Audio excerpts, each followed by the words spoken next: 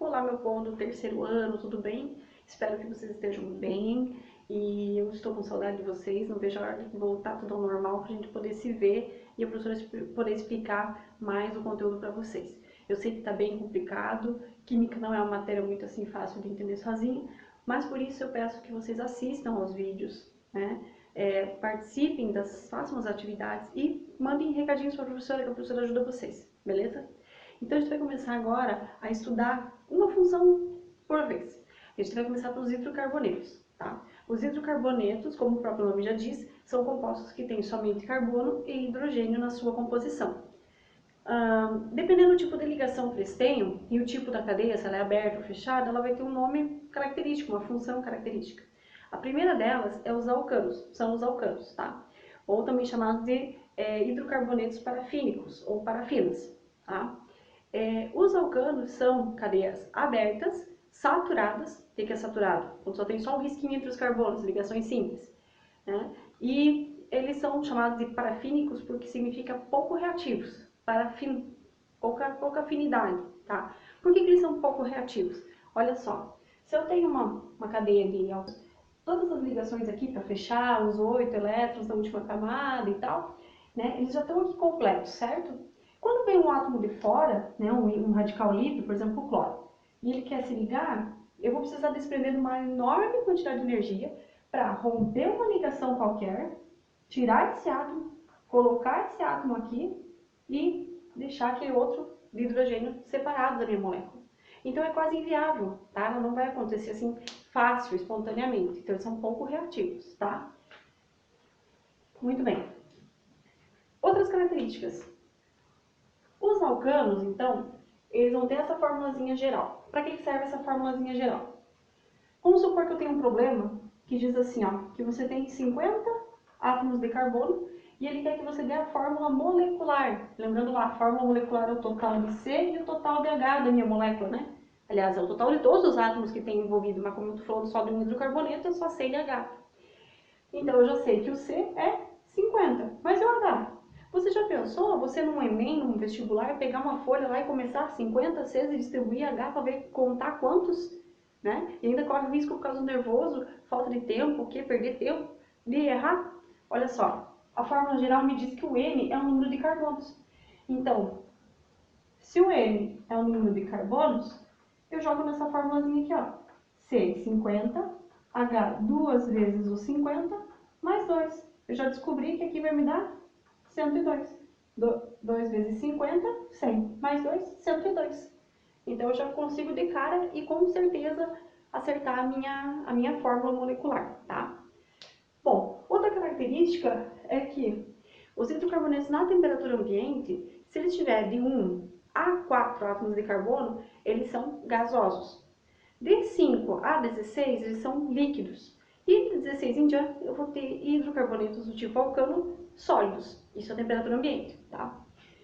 Outra característica, os pontos de fusão e de ebulição. Lembrando lá, ponto de fusão, fusão, derreter, passar do sólido para o líquido.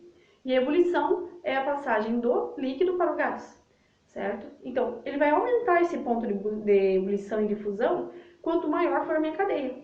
Pensa comigo, se eu tenho uma frigideira pequenininha para fritar um ovo, né?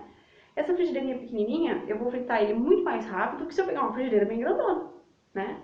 Então, a minha área, ela vai influenciar na temperatura, no tempo, né? Para eu poder atingir a temperatura certa de fritar o ovo. Então, a mesma coisa com o ponto de fusão e de ebulição das substâncias alcanas, tá? Se você tiver uma molécula pequenininha, por exemplo, CH4, é um C com 4H, né? Ele vai, então, entrar em fusão, ebulição, no caso, ebulição, porque ele já vai estar gás, na verdade, né? Mas menor, vai entrar mais fácil em ebulição ou em fusão do que uma cadeia maior, porque ela tem muito mais átomos, uma área muito maior para ser atingida. São insolúveis em água, porque eles são apolares, você pode ver aqui, né? Eu não tenho... Lembra lá do primeiro ano que você explicou polar e apolar? Revisei no segundo como sendo um cabo de guerra? Aquele que puxa mais é mais polar, vamos dizer assim, puxa os elétrons. Então, nesse caso, o H está puxando para todos os lados, ó. Não tem nenhuma sobra, né? No caso da água. Por que a água é polar? Porque aqui tem os elétrons que puxam o oxigênio. Estão lembrados agora? Então, isso é polar. Esse aqui não é. Eu não tenho polos sobrando. Ou seja, a minha molécula é apolar. E semelhante, dissolve semelhante, conteúdo do segundo ano. Você tem que, para poder solubilizar essa minha molécula, então, outra molécula da mesma polaridade. Como a água é polar, não vai se solubilizar em água. Pouca afinidade já expliquei, e eles são combustíveis, né? O gás de cozinha, nosso GLP, é uma mistura de dois hidrocarbonetos do tipo alcano. A gente tem o óleo diesel, a gasolina, só que esses dois últimos aqui, óleo diesel e gasolina, eles têm na sua composição alcanos, mas eles também são mistura de outros componentes, tá? Bom, falando em combustível, por que eles são bons combustíveis? Porque eles têm um poder grande de combustão, de queima, tá? E a combustão vai poder acontecer combustão completa e incompleta, tá? Então eu coloquei um exemplo aqui, ó, coloquei o gás butano para fazer a combustão. Eu vou precisar de oxigênio, né? Eu balanceei, né? Eu preciso fazer a quantidade certa de moléculas aqui. Então isso é um assunto para outra hora. Dessa molécula dos dois aqui vai formar gás carbônico e água, tá? Então vai acontecer a energia, né? Lógico, mais uma energia. Vou até colocar aqui com um E, ó. Mais uma energia e me liberar esses dois produtos, ok? Pessoal, dica básica. Se faltar oxigênio aqui, não tiver um número adequado de oxigênio, eu não vou formar CO2, eu vou estar formando CO, que é o monóxido de carbono. E quando isso acontecer, você olhou uma reação, tem CO2, diz que ela é completa. Se você olhar e ela tiver só CO, ela é incompleta. A mesma coisa é a chama. A chama do gás, quando ela é uma queima completa, ela é azul, transparente. Ou a chama do fogão. E quando o gás está acabando, ela não fica amarelada? É uma chama incompleta. Então a chama de uma vela é incompleta, chama do gás completo. Beleza, pessoal? Eu insisto que vocês vejam e revejam essas explicações, procurem mais no YouTube, tá? É muito importante que nessa parte vocês compreendam a nomenclatura, porque a partir dela a gente vai nomear os outros compostos e se a gente não aprende o começo, a gente vai se enroscando até o final, beleza? Então vamos lá. Nomenclatura, a gente vai usar a quantidade de C, o tipo da ligação e a função química que eu tenho. Por isso é importante identificar a função, tá? Como a gente está falando do alcano, por enquanto, e ele é um hidrocarboneto, todos os hidrocarbonetos vão terminar em on, tá? Como a gente está falando de alcano, eu vou usar só o an, porque o an significa ligação simples entre os carbonos. Quando eu tiver uma dupla, é o en. Quando eu tiver uma tripla, in. E se eu tiver duas duplas, de en, beleza? Então, primeiro a gente vai decorar que o an é ligação simples. Número de carbonos, a gente tem uma tabelinha, que é essa aqui, tá? Então, um carbono é met, 2 é et, 3 é prop, e assim por diante. A professora tem só até 10? Não, tem milhares, né? A gente vai só ter só esses 10 aí, tá? Bom, então, seguindo essa regra, quantos carbonos eu tenho aqui? O prefixo é met. Eu estou falando de um hidrocarboneto alcano, porque só tem ligações simples e só tem carbono e hidrogênio, hidrocarboneto. Vai terminar em ano, metano. 3 carbonos. 3 carbonos é prop. Prop. Só tem carbono e hidrogênio, só ligações simples. Termina em ano, propano. Fechou, galera? Lembrando que tem esse jeito aqui também de representação, onde cada pontinha é um C. 1, 2, 3, 4. 4 é but, de onde isso? Daqui dessa tabelinha. E ano, porque é um alcano. O que é um alcano? Cadeia aberta, só ligações simples, só carbono e hidrogênio. Beleza, pessoal? Espero que vocês tenham compreendido essa parte. Bom, pessoal, então agora os alcenos, né? Os alcenos também são chamados de alquenos ou olefinas, tá? Olefinas vêm de óleos, porque deles então a maior parte são óleos, tá? Eles são um pouco mais reativos do que os alcanos porque eles contêm uma dupla ligação, alceno, dupla ligação, uma na cadeia toda, tá? Então aqui nesse exemplo que eu coloquei, você imagina, se eu tenho esse radical livre aqui, ó, pronto para se ligar, por que não? Ele quebra essa ligação, eu preciso de uma energia menor do que aquela para quebrar um alcano, né? Essa ligação fica aqui, ó. Eu abro a ligação, na verdade, tá? E eu posso colocar outros radicais ali e formar outros compostos. Então, eles são um pouco mais reativos, eu demando de menos energia para poder fazer essa reação. Perdão. CnH2n. Então, note que agora para o alceno, eu só vou dobrar o número de C. Então, Então, naquele meu exemplo igual dos alcanos, se eu tenho um alceno com 50 carbonos, quantos hidrogênios eu vou ter? 100, porque eu só vou fazer o dobro do número de carbonos, ok? São raros na natureza, eles são retirados do refino do petróleo, são encontrados no refino do petróleo. Plásticos, por que plásticos? O alceno mais comum era esse aqui, o etino, tá? Também conhecido por etileno. E dele, a junção de várias moléculas dele me forma o polietileno, que é um plástico, né? Assim como tem o propiletileno, tá? Então, polipropileno, nossa, deu um nó, né? Polipropileno e o polietileno, então, são plásticos, beleza? Vamos ver a nomenclatura agora dos alcenos.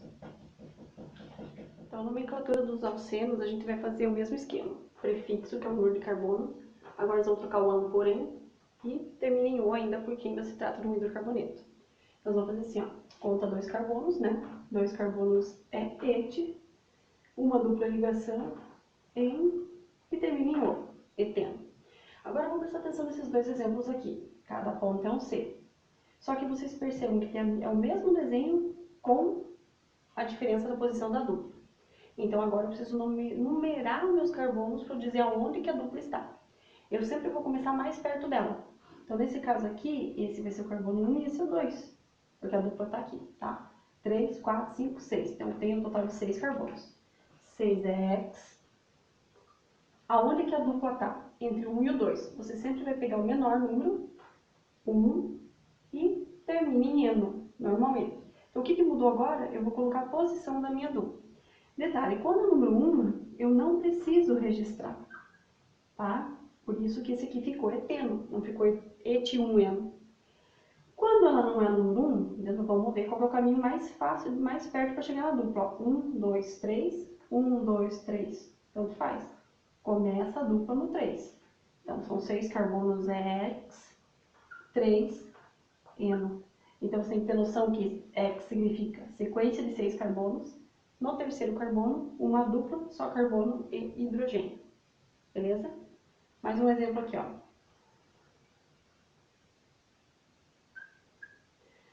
Eu vou começar a numerar daqui, porque aqui já vai estar no segundo carbono a minha dupla, né? Se eu começasse de lá, ele ia estar no quinto carbono e no sexto. Então, sempre mais próximo da dupla. Eu tenho uma sequência de 4, 5, 6, 7 carbonos. 7 é hept. Então, a dupla está no 2 e no 3, eu pego o 2. E termina em eno. Hept2eno. Beleza? Bom, pessoal, então agora a gente vai falar um pouquinho sobre os alcinos, tá? Os alcinos, para fazer a nomenclatura, né? Eu vou fazer o mesmo modo, só que agora é com a tripla, então é o in. Do mesmo jeito, eu tenho que contar onde é que tá a tripla, tá? Ó, aqui eu não preciso porque eu só tenho esses 2 carbonos. Então, 2 carbonos é et e termina em ino por causa da tripla ligação.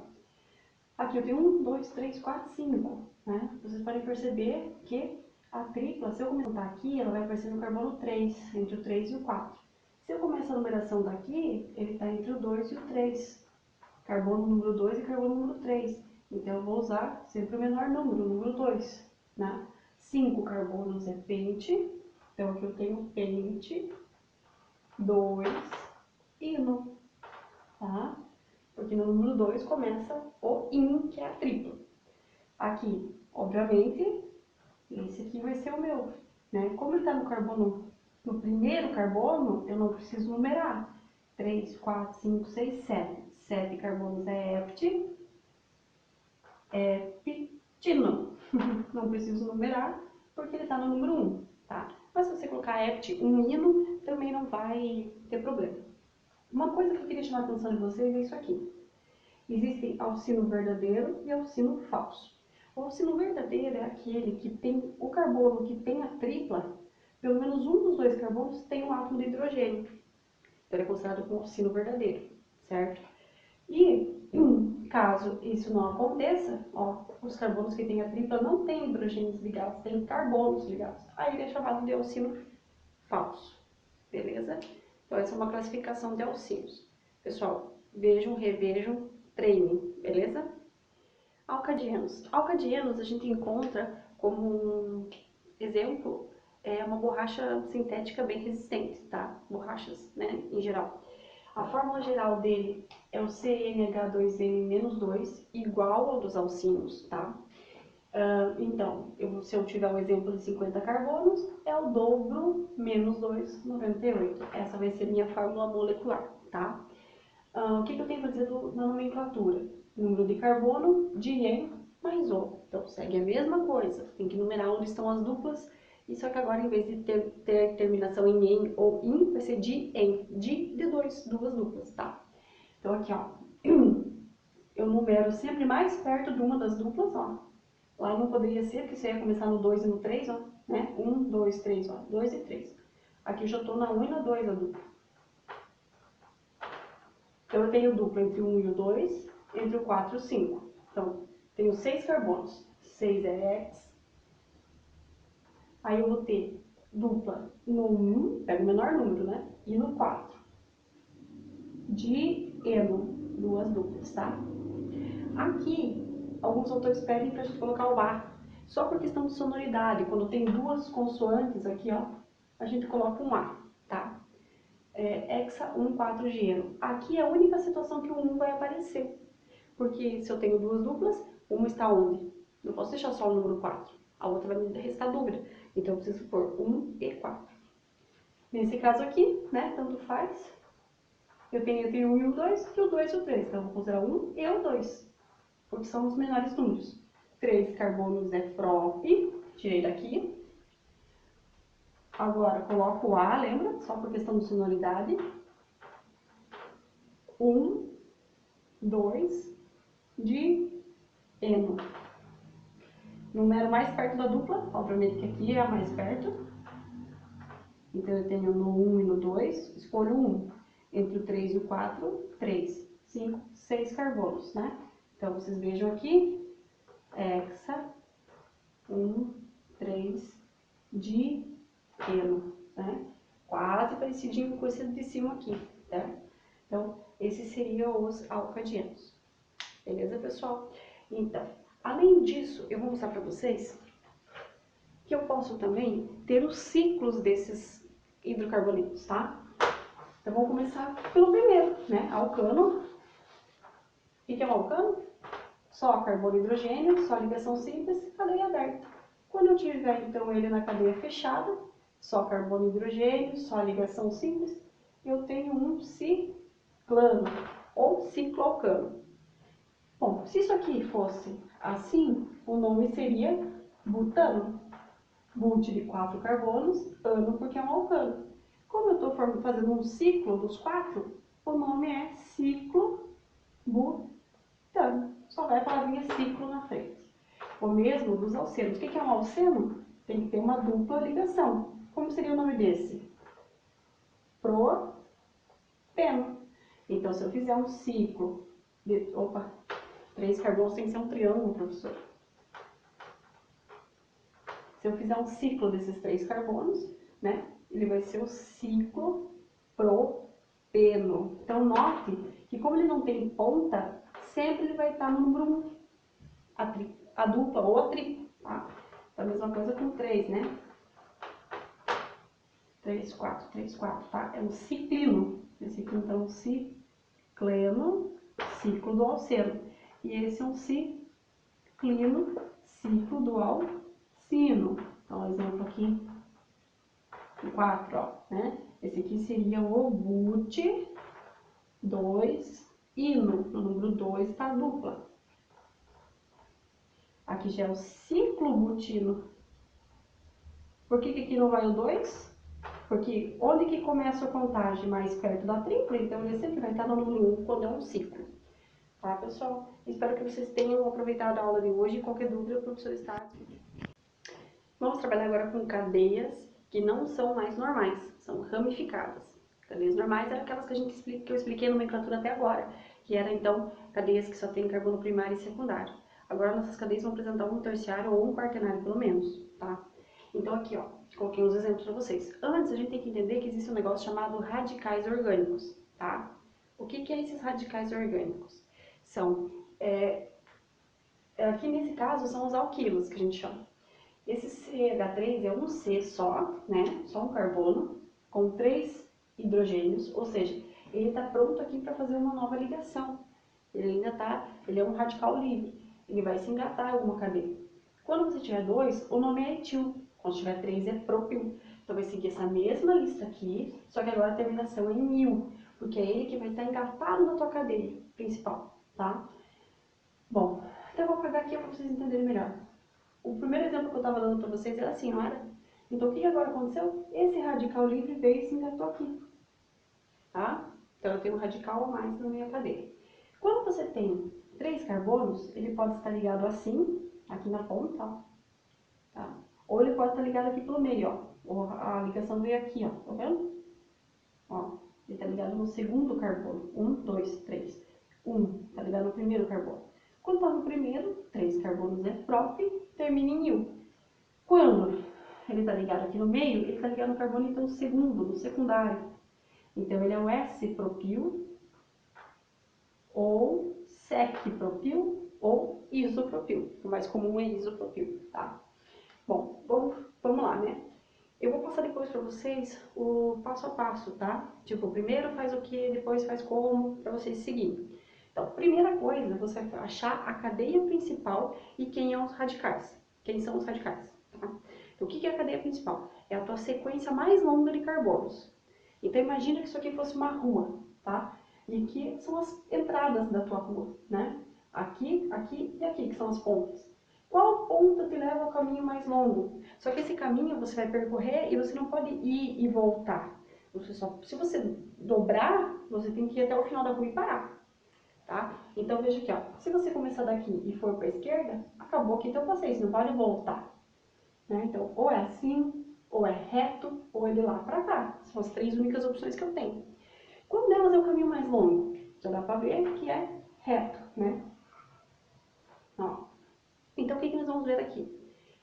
Segundo passo, já achei. Essa é a minha cadeia principal e esse é meu radical. Como é o nome desse radical? Um C só, ele só tem um C. Um C é MET. Como ele é radical, está para fora do teu circulado, termina em il. Tua cadeia principal, você vai ser a última que vai nomear. É a última que você vai colocar o nome. Então, você vai numerar de novo mais perto do teu radical, antes era mais perto da ligação. 3, carbono 3. Então, no 3, quem é que mora? O metil. Metil. De um total de 4, 5, 6. 6 carbonos é hex. E como é só um alcano, termina em ano. Hexano. Então, no carbono 3, eu tenho um radical chamado metil. No total de 6 carbonos, de ligação simples, um alcano. Tá? Nesse aqui, qual que é a cadeia mais longa? 1, 2, 3, 4. 1, 2, 3, 4, 5. 1, 2, 3, 4, 5, 6. Opa! Assim é a minha cadeia maior. Então, quem ficou para fora é radical. Esse aqui é um Czinho só, ó. Tá vendo aqui, engatado? Um é MET, tá para fora, termina em il, metil. Aqui de novo, ó. O mesmo desenho, então vai ter o mesmo nome. Metil, e aqui de novo, metil. Se o Brasil ganha 3 vezes a Copa, ele não é campeão, campeão, campeão. Ele é tricampeão. Então, você não vai ter metil, metil, metil, você vai ter um trimetil. Vamos lá. Numerando as casinhas. Primeiro passo, circular. Segundo, identificar radicais. Terceiro, numerar as casinhas. Você sempre numera mais próximo do radical. Ó, daqui para lá está mais perto do que daqui para lá, né? Então, eu tenho metil no 2, no 3 e no 4. Então, você vai juntar 2, 3, 4, trimetil, e agora o nome da cadeia principal. Você tem 6 carbonos, de novo vai ser um hexano. Último exemplo. 1, 2, 3, 4, 5. Achar a cadeia principal. 1, 2, 3, 4, 5. 1, 2, 3, 4, 5. Deu empate, né? Assim também dá 5, assim também dá 5. 1, 2, 3, 4, 5. Muito bem. Aí você tem que deixar, quando dá empate, você tem que optar por aquele que deixe mais radicais livres, tá, na tua cadeia. Então, se eu fizer em linha reta, eu vou ter 1, 2, 3 radicais. Se eu fizer assim, também eu vou ter 1, 2, 3 radicais, né? E por coincidência vai ser o mesmo radical, porque aqui sobra 2, ó. Se eu fizer reto, sobra 2. Se eu fizer torto, vai sobrar 2. Então, como tanto faz, ainda assim, você circula qual você quiser. Começa a numerar mais perto do radical. Um Czinho, metil. Outro Czinho aqui separado, ó, também é metil. E 2 Cs, ó, deixa eu até desenhar melhor aqui. Meu caneta tá acabando. 2 é etil. 2 carbonos ligados no mesmo engafe. Aqui eu tenho 2, mas é separado, gente. Cada um tem um engafezinho. Etil, tá? Agora eu vou mostrar por ordem alfabética. O E vem na frente do M, certo? Então eu vou fazer o nome disso aqui. Deixa eu apagar.